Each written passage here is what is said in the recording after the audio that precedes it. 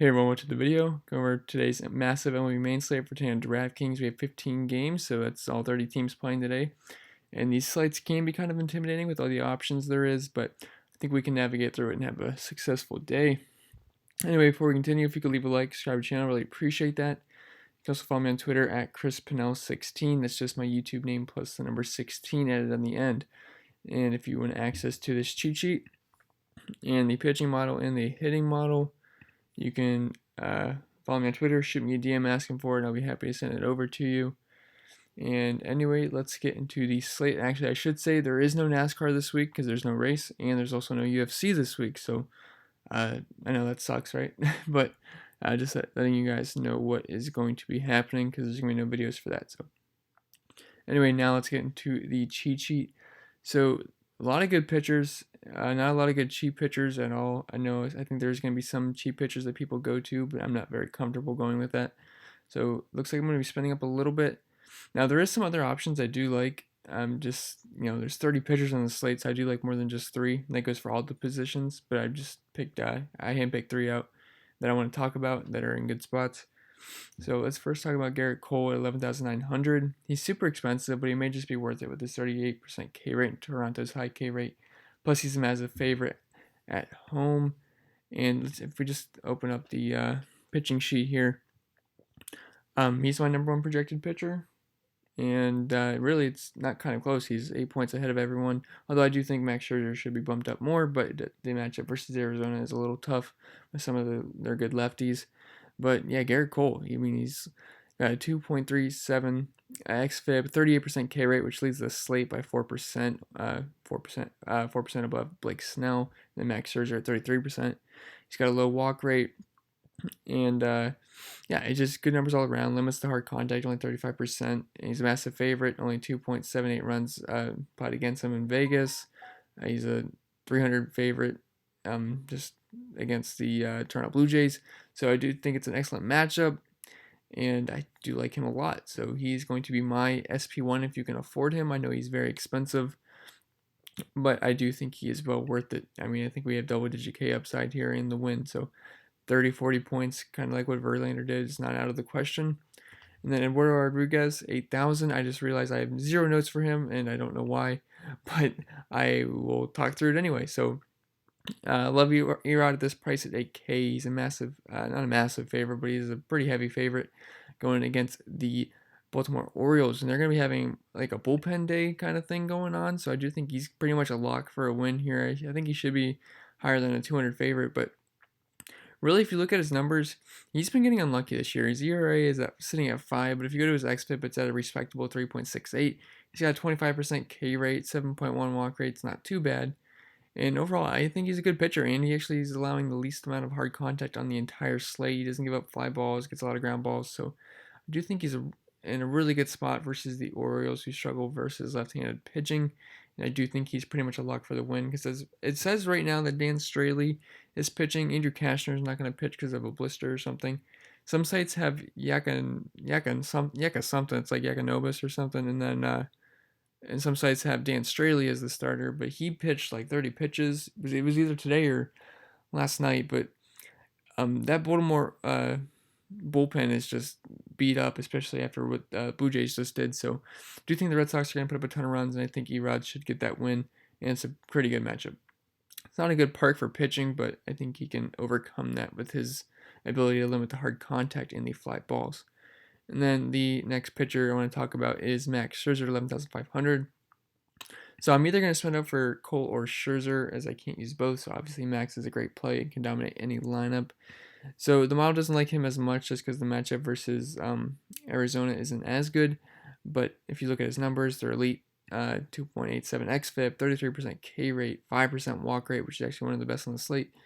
And he does give a little bit more hard contact. I mean, not a lot at all. I mean, it's still elite, but I do like him a ton. It's a very low Vegas total at 7.5 and only 3.06 runs against him. He's over a 200 favorite, so I do think Max Scherzer is in a great spot. It's just the matchup versus Arizona can be a little tricky with guys like Ketel Marte, Eduardo Escobar, David Peralta, and Adam Jones. I think Adam Jones has pretty good BVP versus Max Scherzer, actually. So I do like him. I do like him secondary to Garrett Cole though, but you do get a tiny bit of savings. But I would really try to get up to Garrett Cole. I think he's in a safer matchup. Anyway, enough about those guys. Actually, I want to point a couple things out. I think some people are going to go with, if I can find them, Adam Plutko at 7,200 because it's against Detroit. But I'm a Cleveland fan. I watched this guy pitch. I just do not think he's very good at all. So I'm going to be shying away from that. Some other guys I think might be popular. Maybe Aaron Sanchez at 4,600. It's not a good matchup at all or anything, but the price at 4,600, really you only need 10 points. And then I could also see people going with, where's he at? A CC Sabathia, and I actually don't mind that. I think he's in a decent spot versus Chicago White Sox. I know earlier in the season he one hit them, and the White Sox do struggle with lefties, so I think that would be interesting. But Zach Davies is another guy I think might be a little bit popular, and I'm going to shy away from that. He's getting extremely lucky. People are going to look at his 2.4 ERA, but his xFIP is about 2.5 points higher at 4.82. He doesn't strike anybody out, and the Giants don't strike out a lot either, so virtually no strikeout upside here, and I just don't think he's a very good pitcher, and I do think regression is coming. So I'm going to be staying away from Zach Davies. All right, so let's get into some of the bats now. So at catcher, I have Jason Castro at 4,300. I love the Twins today. I always love the Twins. You guys know that. I've been on the Twins pretty much all year, and it's been working out a lot. They've been pretty much the best offense in baseball. And versus Keller, I especially like the lefties here, so don't mind Castro. Then Roberto Perez, 3,900. He's been surprisingly good this year. As an Indians fan, I used to hate him. I mean, he sucked. He was like an automatic out, but he's been improving this year, and I do love all the righties versus Ryan Carpenter. He is terrible, one of the worst pitchers on the slate. So if we look at the pitching thing, we have some really bad pitchers on this slate here. So Brad Keller's at the bottom here, although I do think I wouldn't put him in the tiers that I'm about to say, but he's not very good. But then we got guys like Dan Straley and Shelby Miller. Now, these are the two projected pitchers. I hope that's what it ends up being, but it could change. But as of right now, it's who they are. But these guys are awful. I mean, I don't like using ERA, but Shelby Miller's sitting at pretty much a 10 ERA, and the xFIP of 6.65, and then Dan Straley's at 7.98, and then 6.9 xFIP, and then Ryan Carpenter's not too far behind with a 7.89 ERA, but the xFIP's a little bit more respectable at 5.63, but these guys' strikeout rate are just absolutely awful. 14% for Carpenter, 12.9% for Straley, 14% for Shelby Miller. So these guys, I can pretty much see them getting beat up as long as they're starting. I know Carpenter is for sure, but Straley and Miller, I think, are up in the air. But definitely like attacking those guys the most out of anybody. And so, yeah, we already went over that. So Austin Hedges at 3,000. Just cheaping in course, so don't mind that at all. And then first base, Daniel Murphy, 5,400. Pretty much like the entire Rockies lineup, with the lefties standing out the most. Don't really need to go in depth there. And Joey Votto, 4,200. Shelby Miller can be targeted from both sides of the plate, and we are in Great American Ballpark, which is a great part for hitting. And then Paul Goldschmidt at 3,900. He's way too cheap versus lefty. And Steven Matz, who does give up a lot of hard contact to righties. And I feel like he's going to be chalk as you can get in a 15-game slate. So it's probably, like 20%. But we'll see. Maybe he's going to get more during the day. So let's see how roster construction works out. And like I said last time, every time he's chalk versus a lefty, he homers, it feels like anyway. And he was facing a lefty last time, and he was pretty high owned, and he did homer. So it's holding true so far. And then at second base, we have Derek Dietrich at 4,600. So Shelby Miller is terrible, and Dietrich has been crushing righties at home. And it's, like I said, it's a great ballpark for pitching. Not pitching at all, hitting. Great ballpark for hitting. And then Rougned Odor, 4,100. So Molly is an easy pitcher to target against. You just want to play the lefties and avoid the righties. And well, the thing with the Rangers is it's a lefty-heavy lineup, so don't see him getting out of there unscathed. And then Starlin Castro at 3,100. Just should be hitting cleanup versus a lefty. It's not a good ballpark or anything, but I like the price. Then at third base, we have Manny Machado, 4,300. I think he had 33 points tonight. I know he went double dong, but he's been pretty bad versus righties this season, but it's also Coors, and he's plus, and he's cheap. Plus, we all know Manny's upside, which what he showed tonight or last night. And then Hanser Alberto at 3,400. He's been elite versus lefty so far this season, and he continues to just be too cheap. I know I do like Eduardo Rodriguez, but if you're not using him for some reason, I wouldn't mind using him. But I guess he's the one guy to be kind of scared of in the lineup. And then Jose Ramirez, 3,500. He's been terrible, but so is Ryan Carpenter. So I'm going to give advantage to Jose Ramirez here. And plus, that Detroit bullpen is awful. I believe their xFIP is sitting like it's over 5. I'm pretty sure it's worse in the league. So I'm going to take a stab here at 3,500. Wouldn't mind that. I can see him probably being pretty chalky. Then we already talked about Machado. Then Frankie's Lindor, 5,200. Same reasons as Jose, but minus the being terrible part. He's still been same old Frankie Lindor. He's awesome. So do love all the Indians in this matchup. But the thing is, I do like the Indians versus righties a lot better. But the thing is with Carpenter, I can't see him lasting long in this game. Then that bullpen's we're gonna see some righties anyway. So I don't mind Lindor. Then Paul DeJong, 4,200, fairly priced versus lefties, and he's been matching them versus them so far this season, so don't mind him. And then Charlie Blackmon at high-end outfield. Charlie Blackmon, 5,800. He was my savior tonight. I know I played David Price. He got me -9 points, and he probably got you guys -9 points too, so I'm sorry. But if you played Blackmon, hopefully that helped you out because he was pretty much unowned. I think he was 4%. And he ended up getting 2 homers, a single, and a triple. So 4 hits, and he did awesome. He was only, like I said, 4%, and he got 43 points. So pretty much saved my night. I hope you guys played him too and saved your night as well. And yeah, so like I said, no one was on him, and I do expect everyone to jump on the bandwagon today as he's going to be facing off versus righty and cores, and usually his price jumps up a lot. Although I know everyone's going to be spending up a pitcher, it's going to be hard to afford Blackmon 5,800. So maybe Coors goes a little bit under-owned because people are going to want to be spending up a pitcher, and I don't see very many good mid-range options to go double mid-range and stack bats. So we'll see how that goes. But if you can afford this guy, he is probably one of the top plays on the slate. Say one of the top plays because there's a lot of good options on these bats as you're going to see here. So the Red Sox outfield 5K plus. Surprisingly, Straley isn't the worst pitcher on this slate, but I still love attacking him with lefties and righties.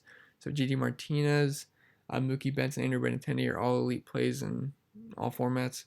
And then the Twins outfield, they're in the high 4K range. I believe they're around 4,800. But you guys know my love for Kepler and Eddie Rosario, 2 of my favorite players. And I can see them having pretty much zero ownership on this slate going against Keller. But the Twins are projected around 6 runs tonight, and these guys are very good versus righties. So, like I said, they should go overlooked with the amount of good bats. Sorry, I thought I saw something outside. And the amount of bats and good spots tonight. In the mid-range outfield, we have the Rangers outfield, so that's Shin-Soo Choo. And Nomar Mazara. Not going to leave Hunter Pence off of this just because I want the lefties here. But they're in the high 4K range, but Mazara's kind of like 4,600, so he's a little bit more affordable. And we're not in Texas, which is what we usually want for these guys, but Cincy isn't too bad either. They're pretty good in terms of being a hitter's park. And I love all the lefties versus Molly. And then Michael Brantley, 4,500. You guys know he's one of my favorite players, like some of the Twins guys. And Sanchez really struggles with lefties, and Brantley's elite versus righties, and it's one of my favorite DFS plays in general, as you guys know. Then the new guy, Yordan Alvarez, 4,400. Could see him with ownership because he's the new shiny toy, but another lefty versus Sanchez. And then the value I feel, Jordan Luplow at 4,200. The guy's been great versus lefties this season, and he's got an ISO around 400 versus them, and I imagine he gets bumped to the cleanup spot, so definitely like him a lot. He's probably one of my top home run calls. That's not like an easy call like Blackmon or that, so I do like Luplow a lot. And then the Detroit outfield isn't bad versus Putko, so Castellanos, Kristen Stewart, and Nico Goodrum. And I can't remember if Jacoby Jones is listed as an outfielder or not, but if he is, I don't mind him either. And then some of the core plays for me are going to be Eduardo Rodriguez at 8,000 and Manny Machado at 4,300. I'm not sure what I'm going to do with my SP1. I'm either going to go Cole or Max, or if I end up liking another mid-range guy, I might go just mid-range and then get some good bats in. So those are the 2 options really I'd go. And like I said, for the weather, just follow Kevin Roth on Twitter. If I do see anything really important, I'll try to put it in here on the cheat sheet for you guys to look at. If you don't have Twitter for some reason, I'd recommend you get a Twitter. Even if you don't want to be on social media, just make a dummy account and just follow me, and then like some DFS important update accounts like that. And then for the top stacks, I like cores, so Padres and Rockies, and the Red Sox, the Rangers, the Reds, and the Twins. I hope I didn't leave anybody off. I feel like I did, but I don't think so. The Astros, Or I guess we'll put the Astros here. I do like the Astros. But anyway, guys, that's all I have for the video. Remember to leave a like, subscribe to the channel. Really appreciate that. I feel like this was a longer video. I feel like I talked a lot, so sorry about that. But anyway, like I said, remember to leave a like, subscribe to the video. I feel like I just said that again, so I'm sorry. It's like 1 a.m. Now it's 2 a.m. actually. So yeah. Anyway, good luck tomorrow, and I wish you guys the best of luck.